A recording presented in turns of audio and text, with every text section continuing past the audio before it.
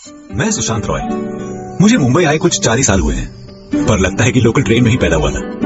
घर मेरा बोरीवली में है। रोज बोरीवली से दादर और दादर से बोरीवली ट्रैवल करता हूँ। मुंबई का दिन तो लोगों से घिरा होता है, पर रात का अंधेरा जब अपने ख्यालों के साथ अकेला छोड़ देता है, तब मुलाकात होती है अपने अंदर के डर और खौफ से। जिस लोकल में मैं ट्रैवल करता हूँ, रात में उसके पहिए भी थक के सो जाते हैं। तभी शायद सुस्ताने के लिए बोरीवली स्टेशन से पहले कुछ देर ट्रेन रुक जाती है।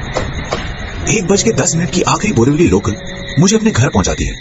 अगर थकान के मारे आंख लग भी गई तो एक जगह आके खुलती जरूर है। बोरीवली स्टेशन से पहले सीधे हाथ की तरफ आग जलती देखता था। रात का अंधेरा, ना किसी को कभी अंदर आते देखा ना बाहर जाते। फिर ये आग जलती कैसे थी? जवाब तो मिला, पर वो जवाब सवाल बन के शायद हमेशा मेरे साथ रहेगा। कितनी बार हमारे साथ ऐसा होता है, रात में ब्लैंकेट पैरों से हट जाए तो आंख खुल जाती है। कहते हैं मुसीबत उल्टी तरफ से ही आती है। भूत, प्रेत, आत्माएं, इनसे डर तो सबको लगता है, लेकिन अगर मैं आपसे ये कहूं कि मैंने आत्माओं से बातें की हैं, आप अपना सारा काम छोड़ के मेरी बात सुनेंगे? सुनेंगे ना? 4 साल पहले मुंबई आने के बाद शुरुआत के दिनों में घर वालों की बहुत याद आती थी। एक वीकेंड प्लान किया था कि बरेली वापस जाके घर वालों को सरप्राइज दूं। निकल पड़ा। घर पहुंचा, घर वालों ने पिकनिक का प्लान बना लिया। मेरी कजन है स्वाति, हमेशा खुश। पिकनिक के लिए भी सबसे ज्यादा वही एक्साइटेड थी। पिकनिक का एक दिन निकल गया। अगले दिन स्वाति गायब हो गई। बहुत ढूंढा, 2 घंटे हो गए। तभी किसी ने कहा, अरे वो बगल वाले कॉटेज में तो नहीं चली गई? हाँ, हो सकता है, बच्चे दिख गए होंगे, खेलने में लग गई होगी ना। सुशांत जरा देख तो। मैं चला गया स्वाति को ढूंढने। कॉटेज को बाहर से देखा तो लग रहा था कि अंदर कोई नहीं रहता। गेट खोला। स्वाति! स्वाति मिल तो गई, पर क्या वो स्वाति ही थी? स्वाति! एक कोने में घंटों बैठी रहती, हर बात पे रो पड़ती। उसकी आंखें ऐसी जैसे अचानक उसकी उम्र 20 साल बढ़ गई हो। कभी साड़ी पहनने की जिद करती तो कभी सिंदूर लगाने की। उस खाली कॉटेज से मैं सिर्फ स्वाति को लाया था, या उसके सहारे कोई और भी बाहर की दुनिया देखना चाहता था? इस बात को 4 साल हो गए, पर खाली घर में, सुनसान रास्तों पर या खाली ट्रेनों में हमारे अलावा और भी कोई होता है? इसी सवाल से शुरू होती है मेरी कहानी। सुना है आसपास इंसानी हंसी आत्माओं को अपनी तरफ खींच लाती है।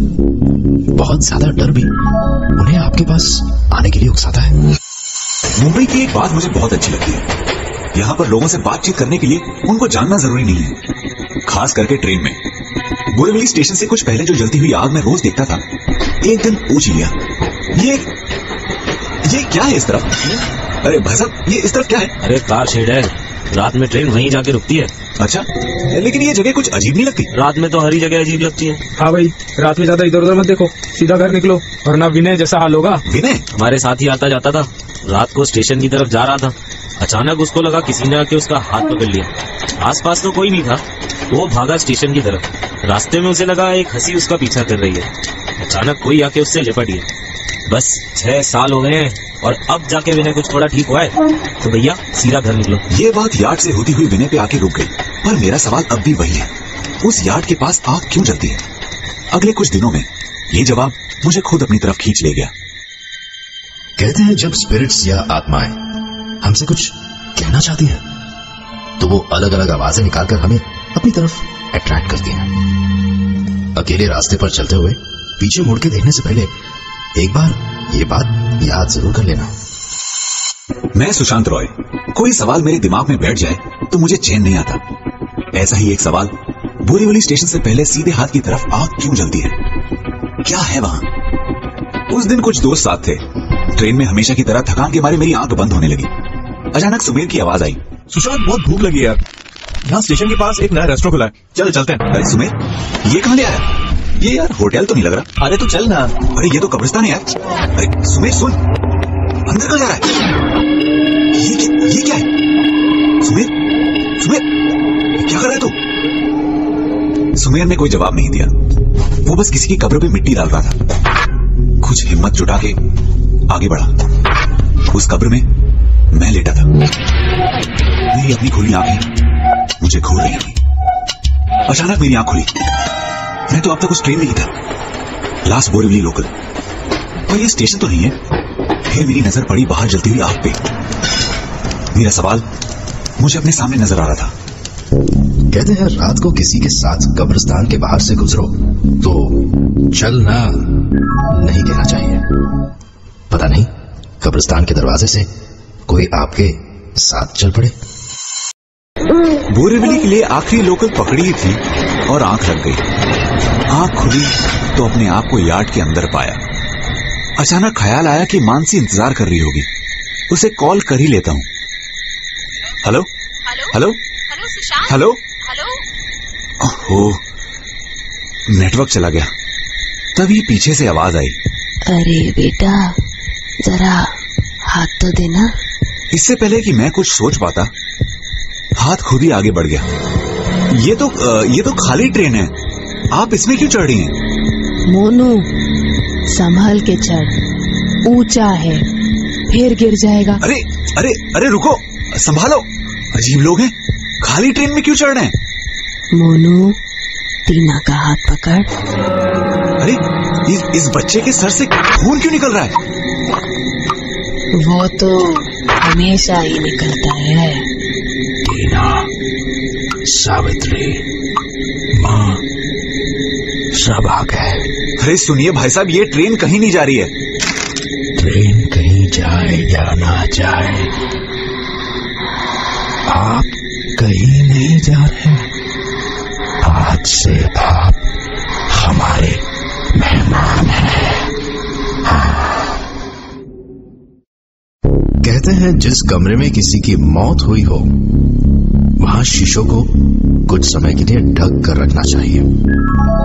चांसेस है कि शरीर छोड़ते वक्त आत्मा उस शीशे में अटक जाए। घर तक के सफर में आंख लग गई थी मेरी और ट्रेन पहुंच गई यार्ड में, और मेरे देखते ही देखते लोकल ट्रेन का डब्बा कुछ इंसानों का घर बन गया। पर क्या ये इंसान ही थे? जब उस आदमी ने मुझसे कहा, आप कहीं नहीं जा रहे, आज से आप हमारे मेहमान हैं। मैं कुछ समझा नहीं। क्या मतलब? मैं मुड़ के वहां से भागना चाहता था।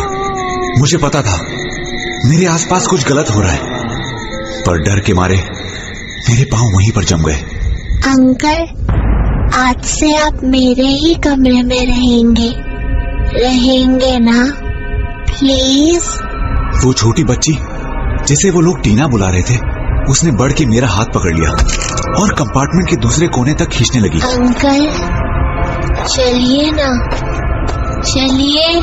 उसके हाथ बर्फ जैसे ठंडे, पथरीले, और उस बच्ची की पकड़ मुझे जैसे लगा उसने मेरी कलाई नहीं, मेरा गला पकड़ लिया हो।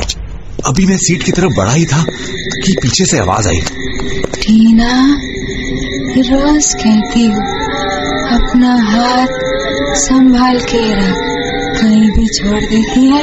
हाँ, मैं डर के पीछे मुड़ा और उसकी माँ के हाथ में एक सचमुच का हाथ था। मैंने टीना की तरफ देखा और देखा कि उसका एक हाथ कटा हुआ था। सुना है कोई घर अगर कुछ दिनों के लिए या महीनों के लिए बंद हो तो उसमें आवाज के साथ एंटर करना चाहिए। पता नहीं अंदर कोई हो जो आपके अचानक दरवाजा खोलने से डिस्टर्ब हो जाए और फिर आपको डिस्टर्ब करे। एक बच्ची जिसका एक हाथ कटा हुआ है, फिर भी वो मुस्कुरा रही है। एक आदमी जो कोने में बैठा कब से एक ही चाकू तेज कर रहा है। कहां फंस गया हूं मैं? ना रो पा रहा हूं, ना चीख पा रहा हूं। बचपन में जब कुछ अजीब सवाल पूछता था तो माँ कहती थी, अरे बेटा, ऐसे सवाल नहीं करते, खाली दिमाग शैतान का घर होता है। क्या ये वही घर है? कौन है ये सारे? मैं इस यार्ड को अंदर से देखना चाहता था, पर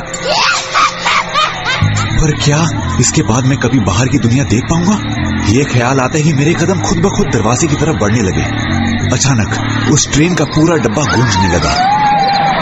अगला स्टेशन जोगेश्वरी, पुढ़ी स्टेशन जोगेश्वरी। अगला स्टेशन गोरेगांव, पुढ़ी स्टेशन गोरेगांव। अगला स्टेशन मलाड। तभी मेरा फोन बजने लगा। स्टेशन मलाड। अगला station hello, railway helpline. Hello hello यात्रीगण कृपया ध्यान दें, ये गाड़ी यार्ड में जाएगी। हेलो, यार्ड में जाएगी, कृपया इस लोकल से यात्रा न करें। यात्री कृपया लक्ष द्या, या ट्रेन में प्रवास करू नका। ये ट्रेन। हेलो हेलो हेलो, क्या हुआ? ये रुकी हुई ट्रेन में अनाउंसमेंट क्यों हो रहा है? ये सब कहां भागूं मैं? क्या करूं? लोग कहते हैं सीढ़ियों के नीचे से कभी मत गुजरो। सीढ़ियों की उल्टी तरफ प्रेत आत्माएं अपना घर बनाती हैं और आपके बिना पूछे उनके घर आना शायद उन्हें अच्छा ना लगे। मैं आगे क्यों नहीं बढ़ पा रहा हूं? इस लड़की का हाथ कटा हुआ क्यों है? ये सारे लोग कौन हैं? मैं मदद के लिए चिल्लाया, पर मेरी आवाज उस यार्ड के सन्नाटे में गूंज रही थी। तभी मुझे ऐसा लगा कि पीछे से कोई रेंगता हुआ मेरी तरफ आ रहा हो।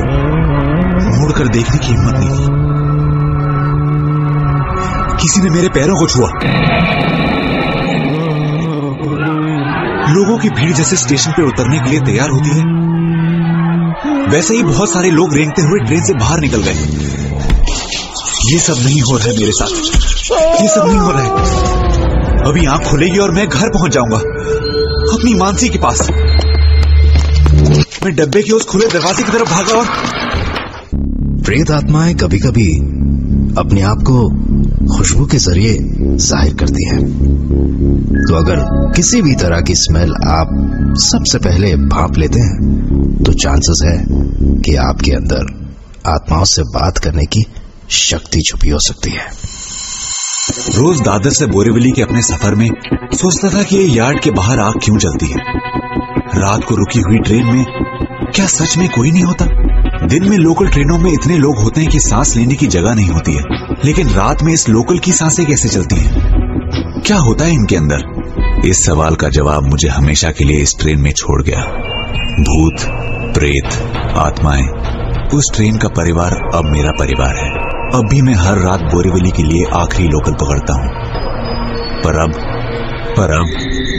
मेरा घर बोरीवली में नहीं, उस यार्ड में है। कभी ट्रेन में बैठे बैठे आंख लग जाए तो आप भी आइएगा मेरे घर।